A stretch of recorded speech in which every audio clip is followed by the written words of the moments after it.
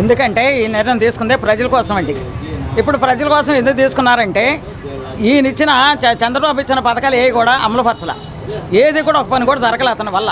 అన్నీ చేశాడు, అందరితో ఓట్లు వేయించుకున్నాడు, గ్యామిలింగ్ చేశాడు. ప్రజలు కూడా చేయాలి కదండి, ప్రజలకి అన్యాయాన్ని చేయాలి. ఫీజు రింబర్స్ వేయలేదు, అమ్మఒడి అవన్నీ వేయలేదు, మరి వాలంటీర్లు తీసేశాడు. ఇవాళ రేషన్ వ్యాన్లు దేనికి తీసాడండి?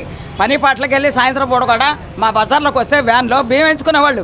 అలాంటిది నువ్వు అసలు దేనికి తీసేవాళ్ళని? వచ్చిన వాళ్ళగానంట కార్డు, లేకపోతే కార్డులు తీసేస్తాడంట. అసలు ఏం పనులండి అలాంటివన్నీ చేయొచ్చా? పిల్లలండి ఎంతోమంది వీళ్ళు డబ్బులు వేస్తారని వాగ్దానాలు చేసినందుకు ఈ రోజున పిల్లలు ఫీజులు కట్టుకోవటానికి లేక నానా బాధలు పడుతున్నారు. నానా బాధలు పడితే ఏం చేస్తున్నారు? డబ్బులు కడతాకి ఎగ్జామ్ రాయలేదు, మొన్నటి దాకా సర్టిఫికేట్లు తెచ్చుకోవటానికి లేదు. మా జగన్ బాబు ఎవరి రోజులకి వెళ్ళొద్దన్నాడు. కొట్టించుకోండి, మన ప్రభుత్వం వస్తుంది, అప్పుడు మనం చూద్దాం అన్నారు. మేము తిరిగిదంటే మీరు అక్కడ మీరు 3 రోజులు వరుసగా కడపలో మహానాడు సేవలు నిర్వహించడం జరిగింది. దీనివల్ల మరి వైసీపీకి రాబోయే ఎన్నికలు ఏమన్నా ఎఫెక్ట్ పడే అవకాశం ఉంటుంది అంటారా? ఆడు మహానాడు పెట్టినా ఏనాడు పెట్టినా ఆడి వల్ల కాదు ఈసారి. ఆడు ఎట్ట గెలుస్తాడని మీరు అడుగుతున్నారు. మీరు చూస్తున్నారుగా ప్రజల్ని. ప్రజలు ఇప్పుడు మంచి కోపంలో ఉన్నారు. మహానాడు పెట్టుకోమనండి, ఏ నాడానే పెట్టుకోమనండి, ఏది పెట్టుకున్నా సరే ఈసారి గెలిచేది జగన్ గారి.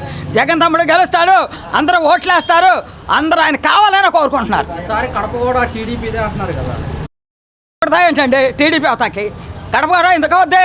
ప్రజలు ఈడ అసలు నువ్వు చేసిన మోసానికి నీకు ఎవడు?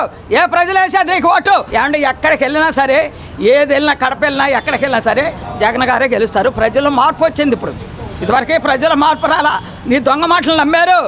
వాలంటీర్లు ఏమన్నాడో తెలుసండి, నేను గెలిస్తే 10,000 ఇస్తాను జీతం అన్నాడు.